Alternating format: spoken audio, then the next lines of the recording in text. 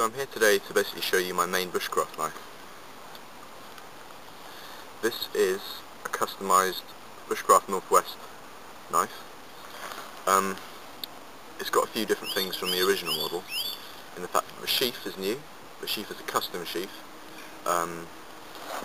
It's much different to the normal one in the fact that you haven't got the two rings here. It's a bit more kind of dark leather, and I've got the fire steel loop, which I really like. I just prefer the kind of design of this one as well. The knife itself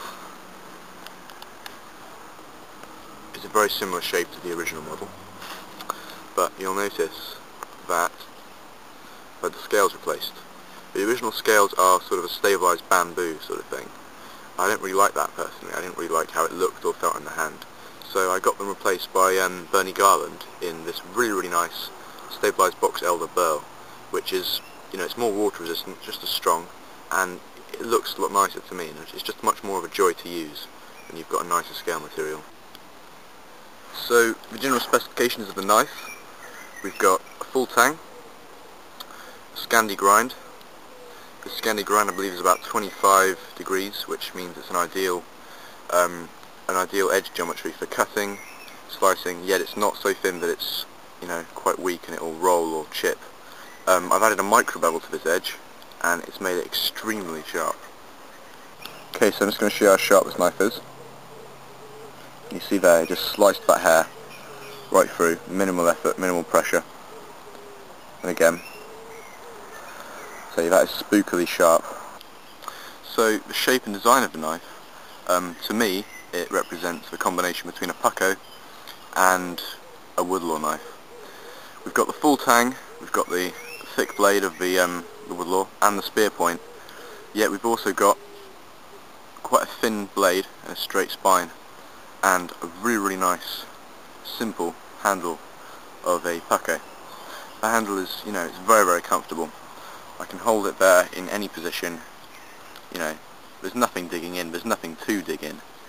There's no guard, which personally I really like that, because I tend to choke up on the blade a lot when I'm carving, and I find a guard can get in the way in some tasks. Another interesting feature is this. On either side we've got these thumb divots, and those are particularly useful in controlling the knife when you're doing the side grip. So I'll just do a little demonstration now. So the side grip, basically I'm holding the knife like this, put my thumb just there on the little divot. This is a really nice guide to show you that you're holding it correctly. So I've placed it up to my chest, and I don't move my arms, I actually exhale.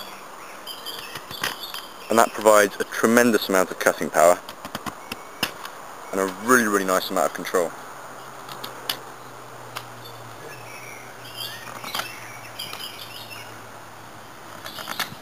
You see how much wood this knife can take off. I'm going to show you how much wood it can take off with a leg grip, which is the most powerful cut you can do. This is quite a thick piece of wood, it's thicker than my thumb,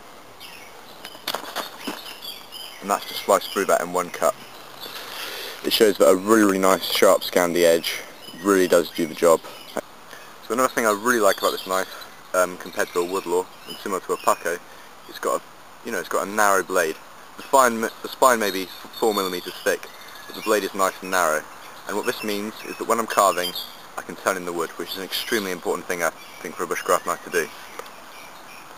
See that? I'm not even using the tip, and I'm still getting a depression out of the wood. This means I can use the full of the blade, and I get a lot more control when using it. And if I want to use the tip, I get even more turning ability in the wood. You see how easily that's going through and how much control you can get out of this. It's just brilliant.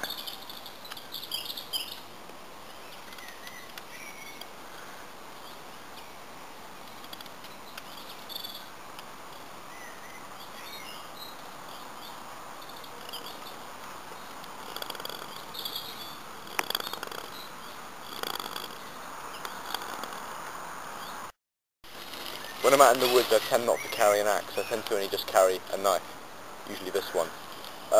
Reason being is that when you use correct techniques, you can do the same jobs with a knife that you could do with an axe. In this video I'm going to use the example of felling a small tree. So what you do is you just put the blade on the tree just like that, and using a batten, a big log, just knock. Once you've got a nice cut there, put the knife underneath, and you knock up from the top. And you do this around the tree. And compared to cutting with an axe, it takes a little bit longer, but you get a lot more control. So this means that you can have a cleaner cut and get the tree to fall exactly where you want it to. Notice I'm hitting the blade, not the handle. I don't want to damage the scales at all.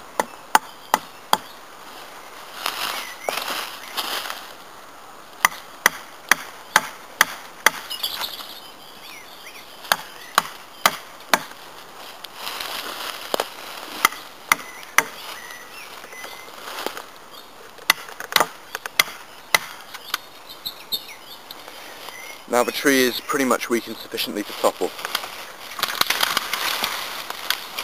Finish it off with a little tap here. And job done. So one of the things I like to carry with me on the knife whenever I possibly can is a fire steel. This is a Swedish Light My Fire steel, and the reason being is that it weighs nothing and it's attached to a knife. So if my lighter got damaged or broke or failed somehow, I needed to make a fire. So let me take that out. And I use the back of my knife. The back of this knife is it's a 90-degree angle. It's a sharp edge, so I can use it for scraping or anything like that. And those sparks gives you the ability to light a fire. As I'm sure many of you will know, ferro rods are an excellent bit of kit. I always try and have one on me whenever I can. And I would highly recommend either the BCB or the Light My Fire version. They're both brilliant. Okay, so in conclusion, why is this my favourite knife? Out of all the knives I have, many customs, many high-end productions, why is this my favourite? For the way I use a knife, I prefer something that's solid. I prefer something that's really hard-working, and this is exactly that. I've got, a grip that will not hurt my hand at all when I'm using it. No blisters, no red spots at all. The scales, to my eyes, are absolutely beautiful. I really like the loveless pins that Bernie put on. The white liners really add it off and give it some strength. The blade, well, it's an incredible blade. We've got the flat spine, which adds a lot of control.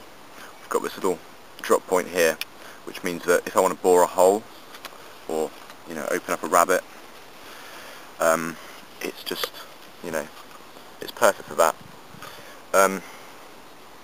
This knife has the sharpest edge of any I own. It's the same steel to a lot of them, but for some reason I can get this one absolutely hair popping, and it holds an edge as well. This micro bevel is still as sharp as it was when I showed you earlier today. It's just it's a fantastic knife.